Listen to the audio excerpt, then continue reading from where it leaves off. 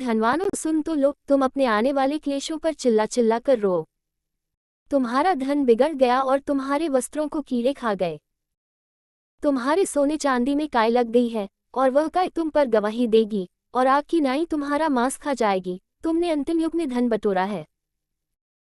देखो, जिन मजदूरों ने तुम्हारे खेत काटे, उनकी वह मजदूरी जो तुमने धोखा देकर रख ली है चिल्ला रही है, और लवने वालों की दोहाई सेनाओं के प्रभु के कानों तक पहुंच गई है। तुम पृथ्वी पर भोग विलास में लगे रहे और बड़ा ही सुख भोगा। तुमने इस वध के दिन के लिए अपने हृदय का पालन पोषण करके मोटा ताजा किया। तुमने धर्मी को दोषी ठहरा कर मार डाला, वो तुम्हारा सामना नहीं करता। सो हे भाइयों, प्रभु के आगमन तक धीरज धरो। देखो, गृहस्थ पृथ्वी के बहुमूल्य फल की आशा रखता हुआ प्रथम और अंतिम वर्षा होने तक धीरज धरता है। तुम भी धीरज धरो और अपने हृदय को दृढ़ करो, क्योंकि प्रभु का शुभागमन निकट है। हे भाइयों, एक दूसरे पर दोष न लगाओ ताकि तुम दोषी न ठहरो। देखो, हाकिम द्वार पर खड़ा है। हे भाइयों, जिन भविष्यद्वक्ताओं ने प्रभु के नाम से बातें की, उन्हें दुख उठाने और धीरज धरने का एक आदर्श समझो। देखो, हम धीरज धरने वालों को धन्य कहते हैं। तुमने अय्यूब के धीरज के विषय में तो सुना ही है, और प्रभु की ओर से जो उसका प्रतिफल हुआ उसे भी जान लिया है, जिससे प्रभु की अत्यंत करुणा और दया प्रकट होती है। पर हे मेरे भाइयों, सबसे श्रेष्ठ बात यह है कि शपथ न खाना, न स्वर्ग की, न पृथ्वी की, न किसी और वस्तु की, पर तुम्हारी बातचीत हाँ कि हाँ और नहीं कि नहीं हो, कि तुम दंड के योग्य न ठहरो। यदि तुम में कोई दुखी हो तो वह प्रार्थना करे, यदि आनंदित हो तो वह स्तुति के भजन गाए। यदि तुम में कोई रोगी हो तो कलीसिया के प्राचीनों को बुलाए, और वे प्रभु के नाम से उस पर तेल मलकर उसके लिए प्रार्थना करें। और विश्वास की प्रार्थना के द्वारा रोगी बच जाएगा और प्रभु उसको उठाकर खड़ा करेगा, और यदि उसने पाप भी किए हों तो उनकी भी क्षमा हो जाएगी। इसलिए तुम आपस में एक दूसरे के सामने अपने अपने पापों को मान लो और एक दूसरे के लिए प्रार्थना करो, जिससे चंगे हो जाओ। धर्मी जन की प्रार्थना के प्रभाव से बहुत कुछ हो सकता है। एलियाह भी तो हमारे समान दुख सुख भोगी मनुष्य था, और उसने गिड़गिड़ाकर प्रार्थना की कि मैन न बरसे, और 3.5 वर्ष तक भूमि पर मैन नहीं बरसा। फिर उसने प्रार्थना की तो आकाश से वर्षा हुई और भूमि फलवंत हुई।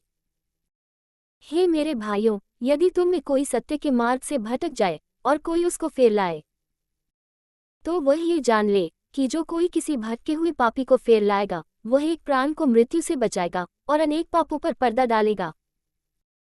हे धनवानों सुन तो लो, तुम अपने आने वाले क्लेशों पर चिल्ला चिल्ला कर रो। तुम में लड़ाइयाँ और झगड़े कहाँ से आ गए? क्या उन सुख विलासों से नहीं जो तुम्हारे अंगों में लड़ते भिड़ते हैं?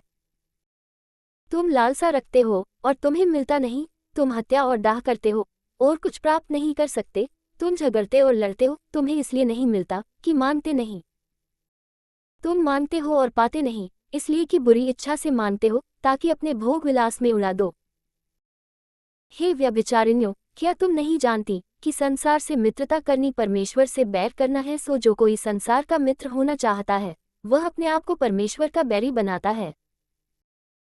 क्या तुम ये समझते हो कि पवित्र शास्त्र व्यर्थ कहता है जिस आत्मा को उसने हमारे भीतर बसाया है? क्या वह ऐसी लालसा करता है जिसका प्रतिफल दाह हो? वह तो और भी अनुग्रह देता है। इस कारण ये लिखा है कि परमेश्वर अभिमानियों से विरोध करता है, पर दीनों पर अनुग्रह करता है। इसलिए परमेश्वर के अधीन हो जाओ और शैतान का सामना करो, तो वह तुम्हारे पास से भाग निकलेगा। परमेश्वर के निकट आओ तो वह भी तुम्हारे निकट आएगा। हे पापियों, अपने हाथ शुद्ध करो, और हे दुचित्ते लोगों, अपने हृदय को पवित्र करो। दुखी हो और शोक करा और रो, तुम्हारी हंसी शोक में और तुम्हारा आनंद उदासी में बदल जाए। प्रभु के सामने दीन बनो तो वह तुम्हें शिरोमणि बनाएगा। हे भाइयों, एक दूसरे की बदनामी न करो। जो अपने भाई की बदनामी करता है या भाई पर दोष लगाता है, वह व्यवस्था की बदनामी करता है और व्यवस्था पर दोष लगाता है। और यदि तू व्यवस्था पर दोष लगाता है तो तू व्यवस्था पर चलने वाला नहीं, पर उस पर हाकिम ठहरा। व्यवस्था देने वाला और हाकिम तो एक ही है, जिसे बचाने और नाश करने की सामर्थ है। तू कौन है जो अपने पड़ोसी पर दोष लगाता है? तुम जो ये कहते हो कि आज या कल हम किसी और नगर में जाकर वहां 1 वर्ष बिताएंगे और व्यापार करके लाभ उठाएंगे, और यह नहीं जानते कि कल क्या होगा। सुन तो लो, तुम्हारा जीवन है ही क्या? तुम तो मानो भाप समान हो, जो थोड़ी देर दिखाई देती है, फिर लोप हो जाती है। इसके विपरीत तुम्हें ये कहना चाहिए कि यदि प्रभु चाहे तो हम जीवित रहेंगे और यही वह काम भी करेंगे।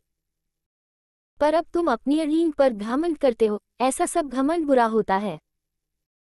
इसलिए जो कोई भलाई करना जानता है और नहीं करता, उसके लिए यह पाप है।